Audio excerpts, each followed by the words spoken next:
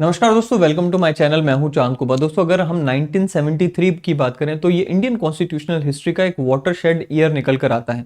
ये वही ईयर है जिसमें हमें केशवानंद भारती केस की जजमेंट देखने को मिली, जिसके तहत बेसिक स्ट्रक्चर डॉक्ट्रिन का जन्म हुआ।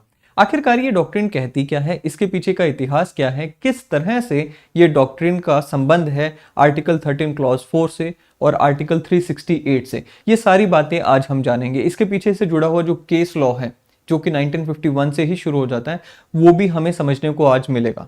चलिए शुरुआत करते हैं आज के अपने इस सेशन से। इस सेशन में दोस्तों आगे बढ़े उससे पहले मैं आपको बताना चाहता हूं कि अगर आप यूपीएससी की तैयारी कर रहे हैं और यूपीएससी से जुड़ा हुआ बहुत सारा क्वेश्चंस एंड कंटेंट आप चाहते हैं, तो आप मुझे इंस्टाग्राम और टेलीग्राम के इन चैनल्स पे फॉलो कर सकते हैं। यहाँ पर डेली बेसिस पे आपको यूपीएससी से जुड़े हुए इंटरेस्टिंग क्वेश्चंस देखने को मिलते हैं, जो कि आपको प्रीलिम्स में हेल्प करेंगे। चलिए अब बात करते हैं हमारे आर्टिकल 13 की। आज हम आर्टिकल 13 क्लॉज 4 को तो पढ़ेंगे ही। आर्टिकल 13 क्लॉज 4 से पहले हमें आर्टिकल 13 क्लॉज 1, 2 एंड 3 को रिवाइज करना चाहिए, जो कि हमने अपनी लास्ट वीडियो में देखा था।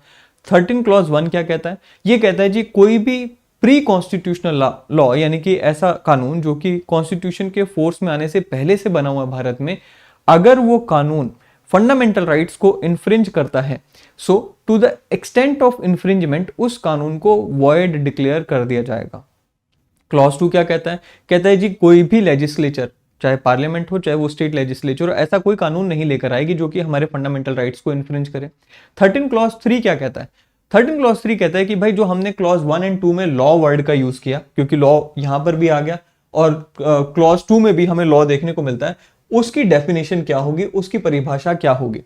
अब देखिए, इसमें कहा गया कि जो क्लॉज 1 एंड 2 में लॉ वर्ड हमने यूज किया है, उसमें ordinary laws, ordinances, order, bylaw, rules, regulation, ये सारी चीजें आ जाएंगी। फिर आर्टिकल 13 क्लॉज 4 आता है। अब ये जो आर्टिकल 13 क्लॉज 4 है, ये ओरिजिनली हमारे कॉन्स्टिट्यूशन का हिस्सा नहीं था। इसे हमने 24th अमेंडमेंट एक्ट 1971 के तहत हमारे कॉन्स्टिट्यूशन में लाकर रखा। इसके पीछे की हिस्ट्री आज हम समझने ही वाले हैं। ठीक है जी। अब वही चीज मैं आपको बताता हूं। आर्टिकल 13 क्लॉज 4 बेसिकली क्या कहता है? कहता है जी, nothing in this article shall apply to any amendment of the constitution made under article 368। अब सबसे पहले तो हमने आर्टिकल 13 क्लॉज 1 देखा, 2 देखा, 3 देखा। क्लॉज 2 क्या कहता था? कि कोई भी ऐसा कानून नहीं बनाया जाएगा जिससे हमारे फंडामेंटल राइट्स की इंफ्रिंजमेंट होती हो। और क्लॉज 4 क्या कह दिया? कि अगर कॉन्स्टिट्यूशनल अमेंडमेंट एक्ट के द्वारा फंडामेंटल राइट्स को इन्फ्रिंज किया जाता है, तो उसे हम आर्टिकल 13 क्लॉज 2 के तहत चैलेंज नहीं कर सकते। यानी कि अगर ऑर्डिनरी लॉ के द्वारा फंडामेंटल राइट्स को इन्फ्रिंज किया गया, आप आर्टिकल 13 क्लॉज 2 के तहत अदालत का दरवाजा खटखटा सकते हो, उसे चैलेंज कर सकते हो। लेकिन 368 के तहत क्या कहता है? 368 कि किस तरह से संविधान में अमेंडमेंट लाई जाए। अगर 368 के तहत कोई अमेंडमेंट आती है तो उसे आप लॉ कंसीडर नहीं करेंगे, यानी कि उसे आप 13 क्लॉज 2 के तहत चैलेंज नहीं करेंगे। ये कहता है जी आर्टिकल 13 क्लॉज 4। मैंने आपको बताया कि कब आया? 24th अमेंडमेंट एक्ट 1971 के तहत आया। और अल्टीमेटली हमें देखने को मिलता है कि जो basic structure doctrine of the constitution है, वो यहीं से निकल कर आती है। अब ये बेसिक स्ट्रक्चर डॉक्ट्रिन के पीछे का एक इतिहास रहा, मैंने अभी आपको थोड़ी देर पहले बताया।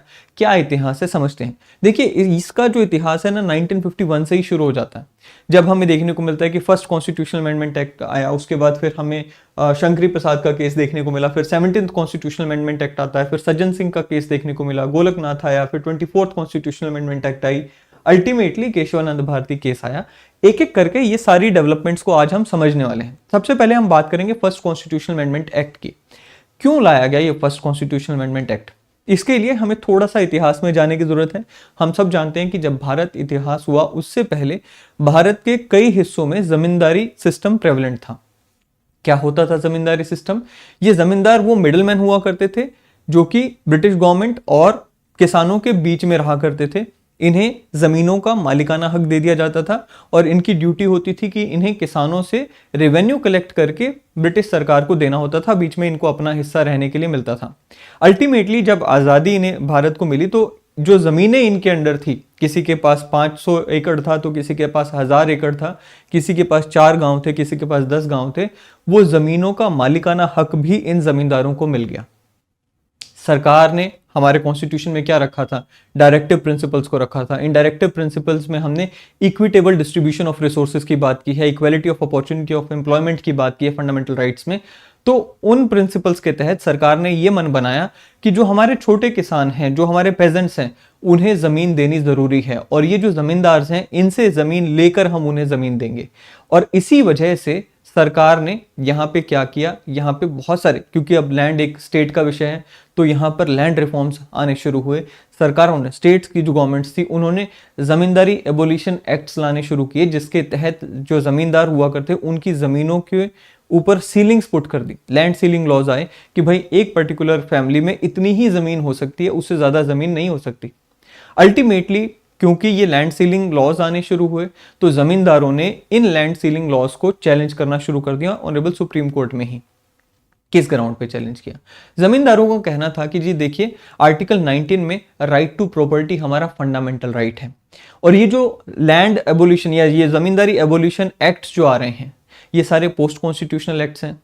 ये सारे के सारे जो एक्ट हैं आर्टिकल 13 क्लॉज 2 में जो कहा गया है उसे कॉन्ट्रावीन करते हैं। इसलिए इन्होंने आर्टिकल 13 क्लॉज 2 के तहत उन लैंड एबोलिशन एक्ट्स को चैलेंज करना शुरू कर दिया। मैंने अभी आपको बताया कि आर्टिकल 13 क्लॉज 2 में क्या कहा कि कोई भी ऐसा कानून नहीं लाया जाएगा, पोस्ट कॉन्स्टिट्यूशनल लॉ नहीं लाया जाएगा जो कि हमारे फंडामेंटल राइट्स को इन्फ्रिंज करे। जमींदारों ने भी यही कहा कि ये पोस्ट कॉन्स्टिट्यूशनल लॉज जो कि लैंड एबोलिशन एक्ट्स हैं, ये हमारे राइट टू प्रॉपर्टी जो कि आर्टिकल 19 एंड आर्टिकल 31 में दिया गया था उस समय, उसे इन्फ्रिंज कर रहे हैं। अब बहुत सारे हाई कोर्ट्स में और सुप्रीम कोर्ट में जब ये केसेस आने शुरू हुए, अल्टीमेटली सरकार इन केसेस को रोकने के लिए फर्स्ट कॉन्स्टिट्यूशनल अमेंडमेंट एक्ट लेकर आई। क्या कहा गया फर्स्ट कॉन्स्टिट्यूशनल अमेंडमेंट एक्ट में? इसमें 3 चीजों को इंट्रोड्यूस किया गया, article 31A, article 31B and 9th schedule. अब ये आर्टिकल 31A में क्या कहा गया? इसमें कहा गया कि भाई सरकार अगर पब्लिक पर्पसेस से चाहे तो प्राइवेट प्रॉपर्टी को एक्वायर कर सकते हैं, यानी कि पब्लिक पर्पसेस के लिए, आम जनता की भलाई के लिए प्राइवेट प्रॉपर्टी को एक्वायर कर सकती है। 31A में कहा गया। 31B में कहा गया कि भाई जो 9th शेड्यूल है, जो जो कानूनों को 9th शेड्यूल में पुट कर दिया जाएगा वो सारे के सारे कानून अंडर आर्टिकल 31B उनको चैलेंज नहीं किया जा सकता अंडर किसी भी कॉन्स्टिट्यूशनल बेसिस पे। यानी कि अगर किसी कानून को 9th शेड्यूल में हमने पुट कर दिया तो वो जुडिशियल रिव्यू के दायरे से बाहर आ जाएंगे, उन्हें चैलेंज नहीं किया जा सकता। इस तरह से सरकार ने उन सभी केसेस के ऊपर रोक लगाने की कोशिश की जो कि जमींदारी एबोल्यूशन एक्ट्स हर एक स्टेट में आ रहे थे। ठीक है जी, तो ये आया फर्स्ट कॉन्स्टिट्यूशनल अमेंडमेंट एक्ट। अब हुआ ये कि जब फर्स्ट कॉन्स्टिट्यूशनल अमेंडमेंट एक्ट आया, इसी फर्स्ट कॉन्स्टिट्यूशनल अमेंडमेंट एक्ट को आर्टिकल 32 के तहत चैलेंज किया गया ऑनरेबल सुप्रीम कोर्ट में, और वो जो केस था उसे हम कहते हैं शंकरी प्रसाद सिंह देव वर्सेस यूनियन ऑफ इंडिया। इस केस में कहा क्या गया? इस केस में कहा गया कि हमने आर्टिकल 13 क्लॉज 3 में जो लॉ वर्ड की डेफिनेशन पढ़ी उसमें कॉन्स्टिट्यूशनल अमेंडमेंट्स भी आनी चाहिए, और वो जो कॉन्स्टिट्यूशनल अमेंडमेंट अगर हमारे फंडामेंटल राइट्स का इंफ्रिंजमेंट करती होंगी तो उन्हें वॉइड डिक्लेयर किया जाना चाहिए। ऑनरेबल सुप्रीम कोर्ट ने यहां पर इस तर्क को नहीं एक्सेप्ट किया और यह कहा कि कोई भी कॉन्स्टिट्यूशनल अमेंडमेंट एक्ट अगर लाया जा रहा है तो वो आर्टिकल 13 क्लॉज 3 में लॉ की डेफिनेशन के तहत नहीं आएगा। यानी कि अगर कॉन्स्टिट्यूशनल अमेंडमेंट एक्ट के द्वारा फंडामेंटल राइट्स को इन्फ्रिंज किया जा रहा है तो उसको आप आर्टिकल 13 क्लॉज 2 के तहत चैलेंज नहीं कर सकते। सो ये जो केस था इसमें हमें देखने को मिला कि जो बढ़त है वो सरकार को मिली, क्योंकि यहां पर ऑनरेबल सुप्रीम कोर्ट ने ये कहा कि जो कॉन्स्टिट्यूशनल अमेंडमेंट एक्ट्स हैं उन्हें आप आर्टिकल 13 क्लॉज 3 के तहत यहां पे लॉ वर्ड में नहीं लेकर आओगे। ठीक है जी। फिर उसके बाद हमें जो नेक्स्ट देखने को मिला वो 17th कॉन्स्टिट्यूशनल अमेंडमेंट एक्ट आया 1964 में। 17th कॉन्स्टिट्यूशनल अमेंडमेंट एक्ट जो था, इसके द्वारा एक दो नहीं पूरे के पूरे 42 लॉज को 9th शेड्यूल में शामिल कर दिया गया। ये 44 लॉज जब 9th शेड्यूल में शामिल किए गए, एक बार फिर से लोगों ने इस अमेंडमेंट एक्ट को चैलेंज किया, सेम ग्राउंड पे चैलेंज किया, और इस केस का नाम बना Sajjan Singh versus state of Rajasthan. इस केस में भी ऑनरेबल सुप्रीम कोर्ट ने 3:2 की मेजोरिटी से यहां पर ये होल्ड किया that article 13 does not apply to 17th constitutional amendment act. फिर से वही बात कि भाई अमेंडमेंट्स जो हैं वो आर्टिकल 13 क्लॉज 3 के डेफिनेशन में नहीं आएंगी, इसलिए अमेंडमेंट करके कॉन्स्टिट्यूशनल अमेंडमेंट एक्ट के द्वारा अगर फंडामेंटल राइट्स को इन्फ्रिंज किया जा रहा है तो वो अलाउड है, that is not a problem. तो हमें देखने को मिला कि शंकरी और सज्जन ये जो दोनों केस थे, इसमें सरकार को थोड़ी सी बढ़त देखने को मिली, सरकार को यहां पर ज्यादा पावर दी गई। फिर आता है जी नेक्स्ट केस, जो कि Golaknath versus state of Punjab था। अब ये जो गोलकनाथ केस था, इसमें सज्जन सिंह की जो जजमेंट थी, उसी जजमेंट को, उसी डिसीजन को फिर से ऑनरेबल सुप्रीम कोर्ट के सामने चैलेंज किया गया था। अब इस केस में 11 जजेस बेंच ने अपनी पुरानी जजमेंट को रिवाइज किया और यह कहा that parliamentary powers under article 368 were not absolute. Parliament fundamental rights को एब्रिज नहीं कर सकती है। अंडर आर्टिकल 368 एक अमेंडमेंट लाकर ऐसा नहीं किया जा सकता है। It further stated that any amendment taking away or abridging upon or in contravention to fundamental rights conferred by Part 3 is unconstitutional. So इसमें कह दिया गया कि भाई पार्लियामेंट फंडामेंटल राइट्स को किसी अमेंडमेंट के द्वारा भी कॉन्ट्रावीन नहीं कर सकती। यानी कि अब इसमें कह दिया गया कि आर्टिकल 13 क्लॉज 3 में जो लॉ वर्ड है ना, उसमें अमेंडमेंट भी आ जाएगी, कॉन्स्टिट्यूशनल अमेंडमेंट भी आ जाएगी। पार्लियामेंट किसी तरीके से फंडामेंटल राइट्स को अब्रिज नहीं कर सकती। कोई कॉन्स्टिट्यूशनल अमेंडमेंट अगर फंडामेंटल राइट्स को अब्रिज करती है तो उसे अनकॉन्स्टिट्यूशनल डिक्लेयर किया जाएगा। यह चीज यहां पर कही गई और हमें देखने को मिला कि पहली बार आर्टिकल 13 को प्रायोरिटी मिलती है ओवर आर्टिकल 368। नाउ ये जो सुप्रीम कोर्ट की जो जजमेंट आई थी, basically through a larger bench आई थी। इसने इफेक्टिवली अपने जो पुराने दोनों डिसीजंस थे, शंकरी प्रसाद वाला और सज्जन सिंह वाला, उन्हें ओवर रूल कर दिया था। एंड हुआ ये क्योंकि गोलकनाथ जजमेंट जो आई थी, इसमें पहली बार फंडामेंटल राइट्स को प्रोटेक्ट करने के लिए ये कहा गया था, जो हमने अभी बात कही। तो जो पुरानी जो कॉन्स्टिट्यूशनल अमेंडमेंट्स थी, उन्हें भी फिर से एक बार चैलेंज किया जाना शुरू हो गया। हमने अभी बात की 17th कॉन्स्टिट्यूशनल अमेंडमेंट एक्ट की, हमने फर्स्ट कॉन्स्टिट्यूशनल अमेंडमेंट एक्ट की बात की। तो वो जितनी भी पुरानी कॉन्स्टिट्यूशनल अमेंडमेंट्स थी, उन्हें यहां पर फिर से चैलेंज करना शुरू कर दिया लोगों ने। जब सुप्रीम कोर्ट ने देखा कि हमसे ये बहुत बड़ी यहां पर एक चूक हो गई, क्योंकि हमने इसे यहां पर ये कह दिया कि भाई प्रोस्पेक्टिव नहीं है। बेसिकली सुप्रीम कोर्ट ने यहां पर ये कहा कि कोई भी अमेंडमेंट अगर फंडामेंटल राइट्स को इन्फ्रिंज करती है तो उसे हम नलिफाई कर देंगे।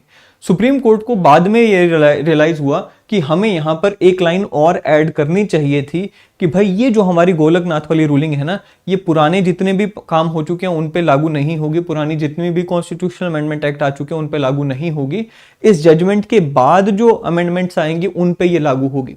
सुप्रीम कोर्ट ने वो जो केसेस आने अब शुरू हो गए, उनको रोकने के लिए यहां पर एक क्लैरिफिकेशन इशू की और ये कहा कि ये जो गोलकनाथ वाली जजमेंट है, ये प्रोस्पेक्टिव इफेक्ट में आएगी, रेट्रोस्पेक्टिवली ये इफेक्ट में नहीं आएगी। अब ये जो प्रोस्पेक्टिव ओवररूलिंग का कंसेप्ट है, पहली बार हमें देखने को मिला कि गोलकनाथ के केस में भारत में लागू हुआ। इससे पहले भारत में प्रोस्पेक्टिव ओवररूलिंग का कोई केस भारत में लागू नहीं हुआ था। और प्रोस्पेक्टिव ओवररूलिंग बेसिकली आया कहां से है? अमेरिकन जुडिशियल सिस्टम से आया है और इंडिया में पहली बार ये इसी केस में लागू हुआ। ये कहता क्या है? कहता जी it dictates that a decision made in a particular case would have operation only in the future and will not carry any retrospective effect on any part decision. So basically past decisions पे कोई judgement नहीं लागू होती है, सिर्फ future decisions पे लागू होती है। उसी को हम प्रोस्पेक्टिव ओवररूलिंग कहते हैं। फिर आती है जी 24th amendment act, constitutional amendment act आता है। ये जो 24th कॉन्स्टिट्यूशनल अमेंडमेंट एक्ट था, जिसके तहत हमने अभी क्या कहा कि आर्टिकल 13 क्लॉज 4 को लाया गया। बेसिकली इस अमेंडमेंट को लाने का पर्पस था गोलकनाथ की जो जजमेंट थी उसे ओवरटर्न करना। उसे ओवरटर्न करने के लिए ही ये 24th अमेंडमेंट एक्ट लाया गया। और इसमें किया क्या? आर्टिकल 13 में क्लॉज 4 ऐड किया गया and as a double safeguard article 368 में भी क्लॉज 4 ऐड किया गया। आर्टिकल 13 क्लॉज 4 क्या कहा? हमने अभी पढ़ा that nothing in this article shall apply to an amendment of this constitution made under article 368। So अब आप देख रहे हो कि किस तरह से आर्टिकल 13 क्लॉज 4 आया, क्योंकि गोलकनाथ में कहा कि भाई कोई कॉन्स्टिट्यूशनल अमेंडमेंट एक्ट भी आ गई अगर 368 के तहत और उससे फंडामेंटल राइट्स को इन्फ्रिंज किया जा रहा है तो वो भी अनकॉन्स्टिट्यूशनल होगी। आर्टिकल 13 क्लॉज 4 ने आते ही क्या कह दिया? नहीं नहीं नहीं, ऐसा नहीं होगा। अगर कोई कॉन्स्टिट्यूशनल अमेंडमेंट एक्ट आ रहा है अंडर आर्टिकल 368, उसे आप आर्टिकल 13 के दायरे में नहीं लेकर आएंगे, उसको चैलेंज नहीं करेंगे। इसी तरह से आर्टिकल 368 क्लॉज 4 में भी स्पेसिफिकली ये क्लियर कर दिया गया that no amendment under this constitution including the provisions of part 3 made or purporting to have been made under this article whether before or after the commencement of 42nd Amendment Act shall be called in any question on any ground in any court। So basically यही कहा गया कि 368 के तहत जो भी amendment संविधान में की जा रही है, जो चाहे वो फंडामेंटल राइट्स में हो चाहे कहीं भी हो, उसे कहीं पे भी चैलेंज नहीं किया जाएगा किसी भी ग्राउंड पे। सो क्या कह दिया कि जितनी भी हमारी कॉन्स्टिट्यूशनल अमेंडमेंट्स होंगी वो जुडिशियल रिव्यू के दायरे से बाहर कर दी इफेक्टिवली। इसके बाद भी हमारी पार्लियामेंट रुकी नहीं, फिर आर्टिकल 25th अमेंडमेंट एक्ट आया, 26th अमेंडमेंट एक्ट आया, 29th अमेंडमेंट एक्ट आया। इनसे भी वही चीजें री इन्फोर्स करने की कोशिश की, गोलकनाथ की जजमेंट को रिवर्स करने की कोशिश की। 25th अमेंडमेंट एक्ट में क्या आया? 25th अमेंडमेंट एक्ट में सुप्रीम कोर्ट की जो पावर है to determine the compensation of the quantum to in cases of take over of private property, वो सुप्रीम कोर्ट से छीन ली गई। ये कह दिया गया कि जब भी सरकार प्राइवेट प्रॉपर्टी लेगी किसी से, वहां पर सुप्रीम कोर्ट का कोई रोल नहीं है कि कितनी कंपनसेशन उस प्राइवेट पार्टी को देनी है। फिर आया जी 26th अमेंडमेंट एक्ट। इसमें क्या कहा?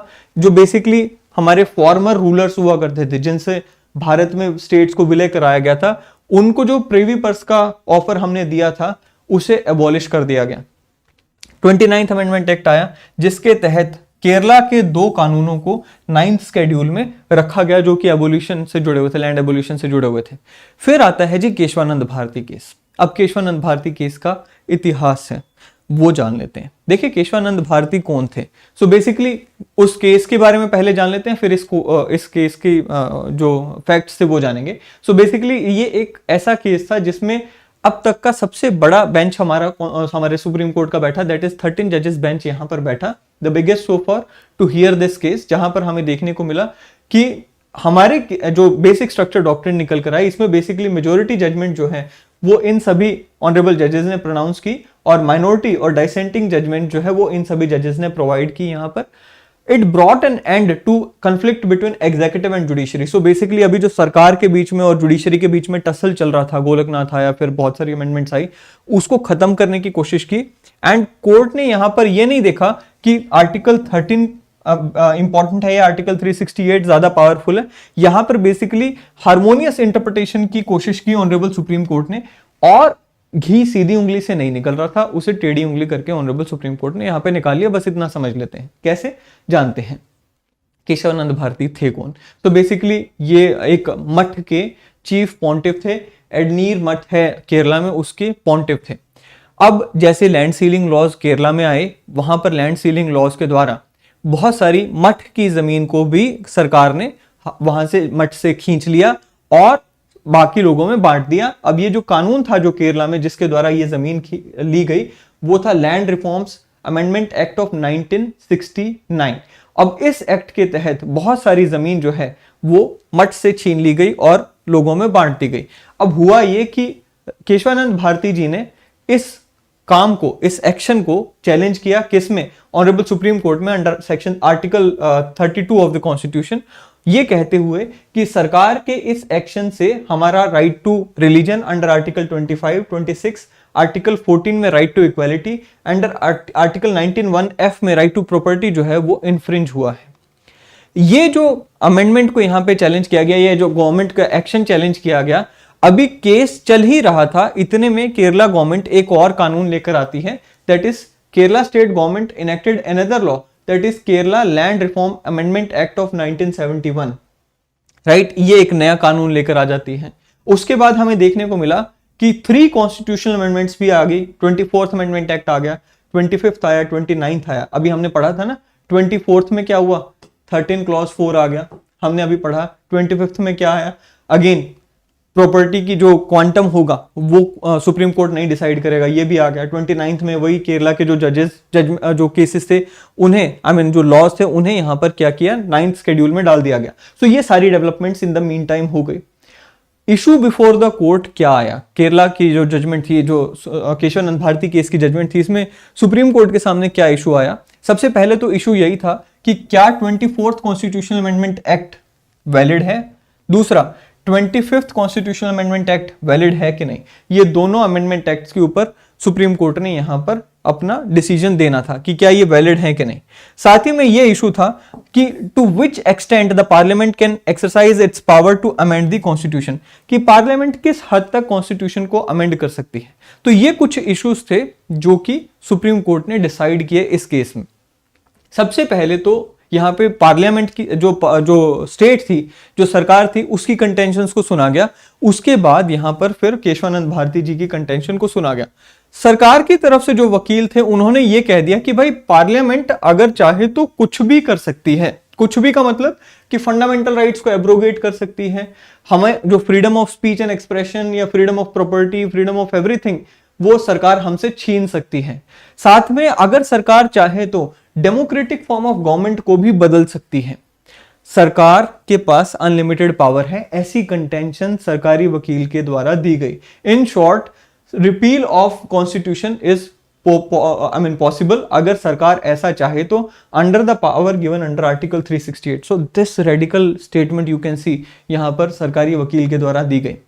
केशवानंद भारती केस में जब इनकी तरफ से, केशवानंद भारती जी की तरफ से जो वकील ने जो यहां पर आर्ग्यूमेंट दी, उन्होंने कहा कि again power of parliament is very much limited.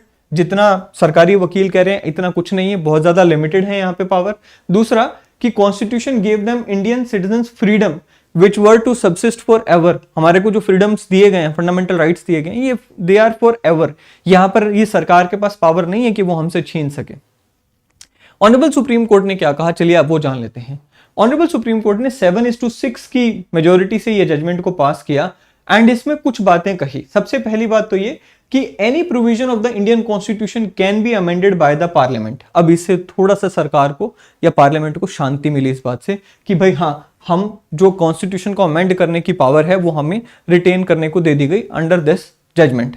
But क्या कहा कि any provision of the Indian constitution can be amended by the parliament to fulfil its socio economic obligations that were guaranteed to the citizens as given in the preamble, provided that such amendment did not change the constitution's basic structure। So सरकार को खुश भी कर दिया कि भाई तुम कर सकते हो, जो करना है कर लो, जो अमेंडमेंट लेकर आनी है ला सकते हो, प्रोवाइडेड बेसिक स्ट्रक्चर को नहीं हिला सकते। अब ये बेसिक स्ट्रक्चर है क्या, वो हमें देखने को मिलता है कि over the period of time evolve हुआ। बेसिक स्ट्रक्चर को वहां पे डिफाइन नहीं कर दिया ऑनरेबल सुप्रीम कोर्ट ने इस केस में, ये over the period of time जो है डिफाइन किया गया, या over the period of time यहां पर हमें इवॉल्व होता हुआ दिखाई दिया। माइनॉरिटी तो खैर, जो माइनॉरिटी जजमेंट आई थी, डाइसेंटिंग जजमेंट आई थी, वो तो इस हक में भी नहीं थे कि ये कह दें कि सरकार को अनलिमिटेड पावर है टू अमेंड द कॉन्स्टिट्यूशन, वो ये भी नहीं कहना चाहते थे। लेकिन मेजोरिटी ने ये कहा कि ठीक है, अमेंडमेंट करने दो इनको, कोई दिक्कत नहीं है, बेसिक स्ट्रक्चर को नहीं हिला सकते। इसीलिए इन्होंने ये कहा, ऑनरेबल सुप्रीम कोर्ट ने जो मेजोरिटी जजमेंट थी उन्होंने ये कहा कि 25th अमेंडमेंट एक्ट जो लाया गया था उसमें that proportion which amended the judicial review power of the or which restrained the judicial review power of the Supreme Court, that is invalid। अब पहली जो स्ट्रक्चर यहां पर हम 25th को दोबारा देखें एक बार। 25th कहता क्या था कि supreme court can not decide the quantum of compensation of those जिनकी जमीन ली जा रही है। अब यहां पे सुप्रीम कोर्ट के ऊपर रोक लगा दी ना कि भाई अगर सरकार ने मान लो 1 एकड़ का 1 लाख रुपए तय कर दिया, वो लोग सरकार के पास से खफा होकर सुप्रीम कोर्ट में आ जाते हैं तो सुप्रीम कोर्ट उसमें रिव्यू नहीं कर सकता। सो बेसिकली यहां पे क्या किया था, जुडिशियल रिव्यू के ऊपर रोक लगा दी थी। सुप्रीम कोर्ट ने कहा ना ना ना ना, जुडिशियल रिव्यू के ऊपर कोई रोक नहीं लगेगी। इसी जजमेंट में सुप्रीम कोर्ट ने क्या कहा कि ये जो 25th अमेंडमेंट एक्ट में आपने किया है ना, क्या 25th अमेंडमेंट एक्ट में आपने जुडिशियल रिव्यू के ऊपर रोक लगाई है, वो गलत है। बेसिक स्ट्रक्चर का पार्ट है जुडिशियल रिव्यू, आप वो रोक नहीं लगा सकते हो। सो पहला पार्ट जो बेसिक स्ट्रक्चर का बना, पहला जो एलिमेंट जो बेसिक स्ट्रक्चर डॉक्ट्रिन का निकल कर आया वो जुडिशियल रिव्यू ही था, जो कि केशवानंद भारती केस में ही ऑनरेबल सुप्रीम कोर्ट ने कह दिया कि भाई जुडिशियल रिव्यू के ऊपर आप कोई रोक नहीं लगा सकते हो। सो ये है बेसिक स्ट्रक्चर डॉक्ट्रिन किस तरह से निकल कर आई। सवाल उठता है कि बेसिक स्ट्रक्चर डॉक्ट्रिन अगर हमसे पूछ लिया जाए तो हमें कंसेप्ट को कैसे डिफाइन करना है। देखिए सिंपल भाषा में बेसिक स्ट्रक्चर डॉक्ट्रिन है क्या, मान लीजिए ये एक रूम है, अब ये ओके, सो मान लीजिए एक कमरा है, राइट, एक रूम है, उस रूम में एक छत बना दी गई, एक हॉल है उसकी छत बना दी गई, उस छत को हमने कुछ पिलर्स के ऊपर यहां पर रोक रखा है, right, there are some pillars जिसके बेसिस पे वो छत रुकी हुई है। अब ये पिलर्स को अगर हम हटा दें तो ये छत गिर जाएगी। इन पिलर्स को हम रखें उसके अलावा हम यहाँ पर चाहे वॉल बनाए ईंटों की, चाहे वॉल बनाए ब्रिक्स की, चाहे वॉल बनाए वुडन की, फर्क नहीं पड़ता। वॉल्स को हम इधर उधर घुमा सकते हैं, लेकिन जिन पिलर्स के बेसिस पे ये छत टिकी हुई है उनको हम हिला नहीं सकते। वो है बेसिक स्ट्रक्चर का पार्ट। वही बात यहां पर निकल कर आती है। कहता जी the basic structure doctrine states that the parliament has unlimited power to amend the constitution subject to the conditions that such amendment should not change the basic structure of the constitution. The bench did not mention the basic structure of the constitution. It was left to the interpretation of the courts. So subsequently बहुत सारी चीजें जैसे कि democracy हो गया, Republican form of government हो गया, secularism हो गया, सोशलिज्म हो गया, ये सारी चीजों को सब्सिक्वेंट जजमेंट्स में ऑनरेबल सुप्रीम कोर्ट ने बेसिक स्ट्रक्चर का पार्ट डिक्लेयर किया है, राइट। सो ये है बेसिक स्ट्रक्चर डॉक्ट्रिन। आज हमने देखा क्या, हमने बेसिक स्ट्रक्चर के पीछे का जुड़ा हुआ सारा इतिहास देखा, फर्स्ट अमेंडमेंट एक्ट देखी, फिर शंकरी प्रसाद केस देखा, फिर हमने सज्जन सिंह केस देखा, गोलकनाथ केस देखा, 24th amendment act, Kesavananda Bharati case, ये सारी चीजें आज हमने कवर की। मुझे उम्मीद है कि ये वीडियो आपको पसंद आएगी। अगले सेशन में फिर एक बार मुलाकात होगी। Till then thank you and have a great day ahead.